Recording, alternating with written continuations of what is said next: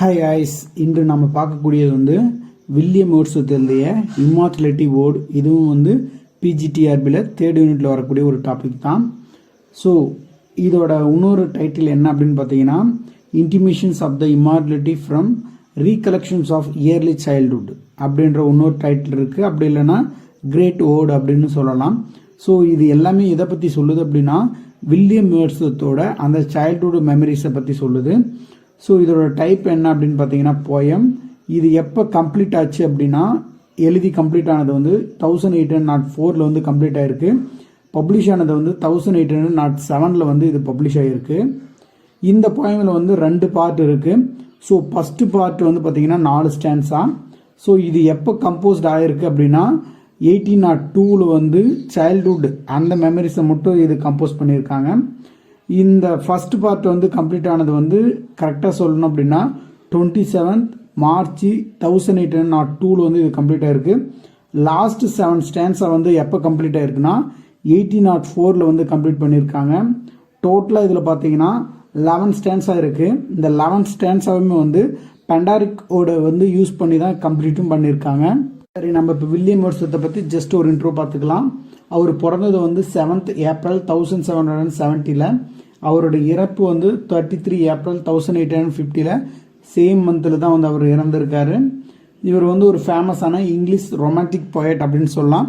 So அது மட்டும் இல்லாமல் லிரிக்கல் பேலட்ஸ் அப்படின்ற அந்த ஒர்க்கையும் வந்து இவர் வந்து பப்ளிஷ் பண்ணியிருப்பார். இவரும் வந்து எஸ்டி கால்ட்ரிட்ஜ் இவங்க 2 பேர் சேர்ந்து வந்து பப்ளிஷ் பண்ணியிருப்பாங்க. நாம் இப்போ போயம்குள்ளே போயிடலாம். ஸோ இதில் மொத்தம் பார்த்தீங்கன்னா 11 ஸ்டான்ஸாக இருக்குன்னு சொன்னோம் இல்லையா. நம்ம ஸ்டான்ஸ் வைஸ் பார்க்கலாம். என்னென்ன ஸ்டான்ஸாவில் என்னென்ன கண்டென்ட் சொல்லியிருக்காங்க அப்படின்ற விஷயம் மட்டும்தான். ஸோ ஃபஸ்ட்டு ஸ்டான்ஸாவில் எதை பற்றி சொல்கிறாங்க அப்படின்னா, நேச்சரை பற்றி சொல்கிறாரு.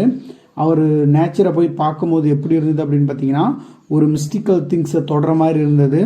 ஆனால் அது தொட்டதையும் எப்படி ஆயிடுச்சு அப்படின்னு பார்த்தீங்கன்னா டிஸப்பியர் ஆயிடுச்சு. அங்கேருந்து அது மறைஞ்சு போயிடுச்சு.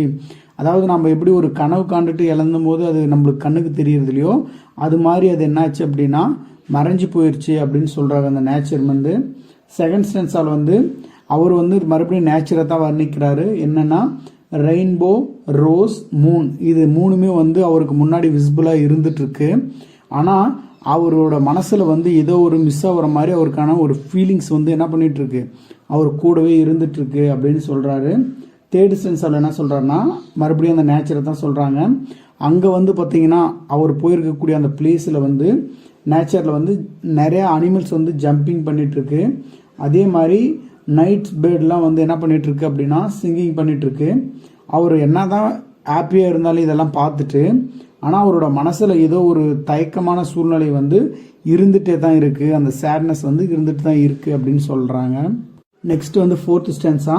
இதில் வந்து எதை பற்றி சொல்கிறாங்க அப்படின்னா, அவரு நேச்சருக்கு போயிருக்கக்கூடிய அந்த சீசனை பற்றி சொல்கிறாங்க. அவ்வளோ அற்புதமாக இருக்குது. அவரை சுற்றி அனைத்து பூக்களும் வந்து மலர்ந்து பூத்து குலுங்கிட்டு இருக்கு. ஆனால் அவர் அந்த பிளேஸில் வந்து நினைக்கிறாரு என்னென்னா, என்னதான் இங்கே எவ்வளோ நேச்சர் அழகாக இருந்தாலையும் இதே ஒன்று வந்து இங்கே தப்பாக இருக்குது, என்ன விஷயம் அப்படின்னு சொல்லிட்டு அவர் ஃபீல் பண்ணிட்டு இருக்காரு.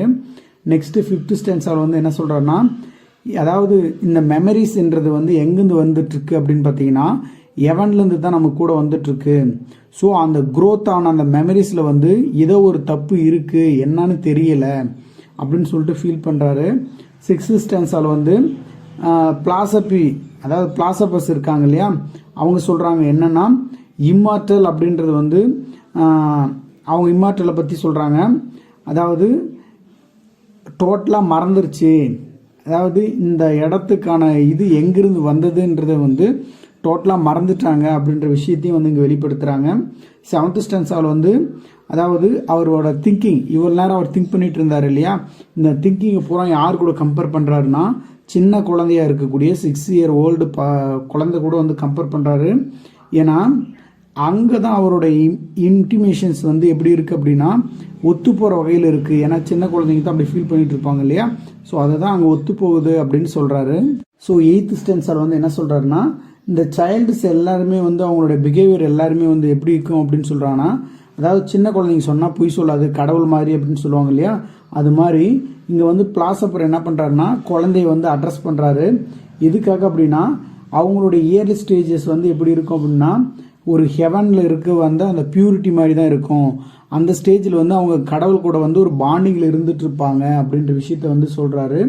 9th ஸ்டாண்டர்ட் வந்து என்ன சொல்கிறாரு அப்படின்னா, இந்த நேச்சர்ன்றது வந்து எப்பயுமே மாறாது, அது வந்து எல்லா டைம்லையும் வந்து எது கூட கலந்துருக்கும் அப்படின்னா அந்த டைமிங் கூட கலந்துருக்கும், அதாவது மாற்றத்தை கூடியதான் கலந்துருக்கும். 10 வருஷத்துக்கு முன்னாடி எப்படி இருக்கோ அந்த நேச்சர் வந்து இப்போ மாறிட்டே தான் இருக்கும், அது எப்பயும் ஸ்டேபிளாக இருக்காது அப்படின்னு சொல்கிறாரு. ஸோ 10th ஸ்டாண்டர்டில் என்ன சொல்கிறாங்கன்னா, இந்த கிரியேஷன் ஆகட்டும், இந்த உலகிலுடைய கிரியேஷன் எல்லாமே வந்து எதுக்கு ஈக்குவலாக இருக்குது அப்படின்னா நேச்சர் தான் பேலன்ஸ் பண்ணிகிட்ருக்கு. அதில் சரி தவறு எது நடந்தாலுமே வந்து எது அட்ஜஸ்ட் பண்ணுதுன்னா இந்த நேச்சர் தான் வந்து அட்ஜஸ்ட் பண்ணிகிட்ருக்கு அப்படின்னு சொல்கிறாங்க. ஸோ நான் இந்த மெமரிஸ் அப்புறம் திங்க் பண்ணதுனால எனக்கு எது ஞாபகம் வருது அப்படின்னா என்னுடைய அந்த கடந்த கால சில்ட்ரன்ஸ் மெமரிஸ் பூரா ஞாபகம் வருது அப்படின்னு சொல்கிறாரு. ஃபைனலாக 11th ஸ்டாண்டர்டில் என்ன சொல்கிறாரு அப்படின்னா, இந்த இயற்கையை வந்து நீங்கள் நம்புங்க, அதுக்கு எல்லாருமே வந்து சப்போர்ட் பண்ணுங்கள், அதை சேவ் பண்ணுங்கள் அப்படின்னு சொல்கிறாரு.